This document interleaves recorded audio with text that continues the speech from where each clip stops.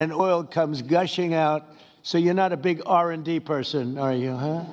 He's called Instinct for Oil. Now, he's got other problems, but we won't talk about those problems. But he's been a great supporter of mine for a long time, haven't you, Harold? So congratulations. But we have, and I think Harold would agree, we have the greatest oil men and women anywhere in the world sitting in this room right now. And we have a lot of people that will be back to see us sometime next week. We're going to have another meeting for another group. But we're going to do this very quickly. We can have this done almost immediately.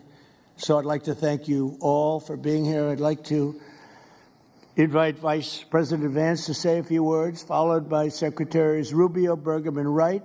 And then we'll have a few words from representatives that are here and to discuss their ideas, a couple of them. We have Chevron, which has been, where's Chevron? Where are you? Yeah, far right. No, I thought you'd have a better location. You were the only one that was there for all that. I used to call you and say, what the hell is going on with Venezuela? He stuck it out. I don't know if you made money or not, but you stuck it out. I got to give you a lot of credit for that. Mark Nelson, thank you very much. Exxon CEO Darren Woods. Darren, thank you very much. How's Exxon doing? Okay? They'll do a lot better now, won't they, huh? Exxon's been amazing. It's been an amazing company. And ConocoPhillips CEO Ryan Lance, thank you very much. So you guys could say something, and then we'll take some questions from the press. And if anybody else would like to speak, we'll have you speak. We have all the time in the world. This is a big subject. This is massive wealth. And more importantly than massive wealth, it leads to lower taxes and a lot of jobs for Americans and for Venezuelans, but for Americans in this case. And I just, again, appreciate you all being here. And I'd like to ask J.D. to say a few words, please. Thank you. Thank you, Mr. President. And thanks to everybody for being here. You know, as a Marine Corps veteran for my entire lifetime, presidents, and let's be honest, they were Democrats and Republicans, would send the American military to far-off places. They would get us involved in these endless quagmires. They would lose hundreds or thousands of American lives, and the American people would get nothing out of these misadventures. And now you have an American president who's empowered the American military to stop the flow of drugs into our country and to ensure that we, as opposed to our adversaries, control one of the great energy reserves that exist anywhere in the entire world. And he did it without losing a single American life in the process. It was an amazing operation. It's going to make our country richer. It's going to make our country more powerful. It's going to make our country safer. And it's going to lead to the decline, the further decline of drug overdose deaths in the United States of America. An amazing thing, and I'm happy to be here to talk about how we can make it an even bigger and better operation for the American people. Thank you, sir. Thank you very much. Marco? Thank you, Mr. President. And I think this is a reminder that everything this president does, everything President Trump does, is with the American people in mind. It was not in the national interest or national security of the United States and of our people to have in our own hemisphere a country, not just with vast energy reserves, but controlled by an indicted narco trafficker who flooded our country with illegal immigration, including drug gang members, openly cooperated with drug gangs, and by the way, stole the wealth of that country to fund a repressive regime and also benefit adversaries such as Iran. All of that is now changing.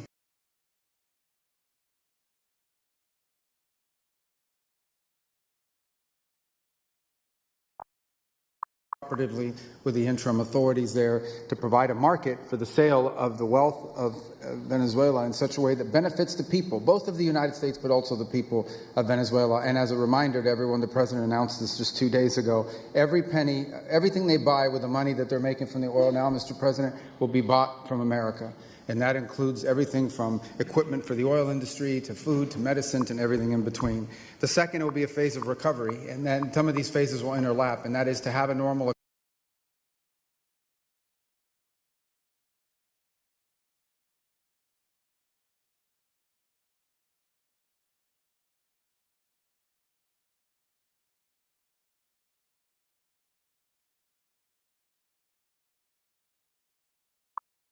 important of the three is when the country fully transitions into a normal country that we have strong economic and diplomatic and relations with, that is friendly towards the United States, that's not a foothold for our adversaries, that serves our interests, but also the interests of the people. It'll be a country that is wealthy, a country that is prosperous for the people.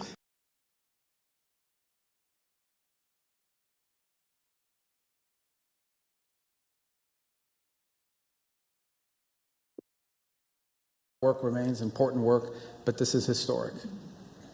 Okay. Thank you very much. Doug?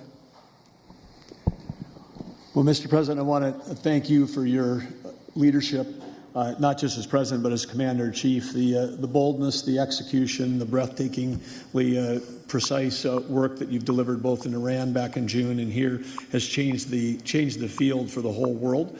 And you always ran about the idea of peace and prosperity.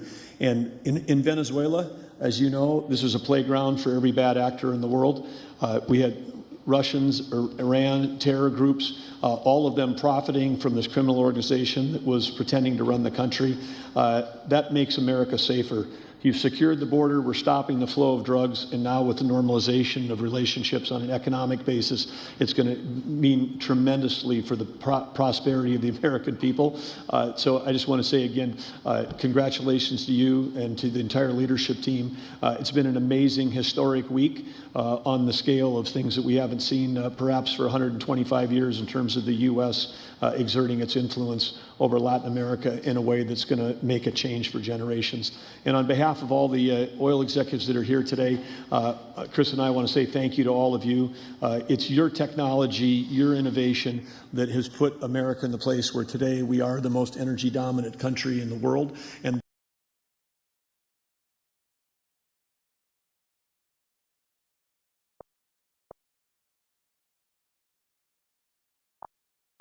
you're a big part of the reason that we're able to move the way we are today, and we're grateful that you're here to be part of the solution going forward. Thank you, Doug, and you are doing a fantastic job, and we appreciate it. Everybody appreciates it. They know who's doing well. Chris Wright? Thank you, Mr. President.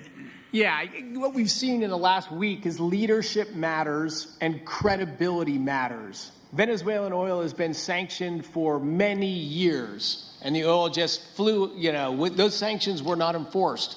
That oil just floated out to trafficked by bad actors of the world. The resources weren't gone to a central place. The corruption and decline of Venezuela has been a crisis for the people of Venezuela. And as Secretary Rubio said, massive spillover effects in the United States, in crime, in drugs, in kidnappings, and in taking a huge resource base and making it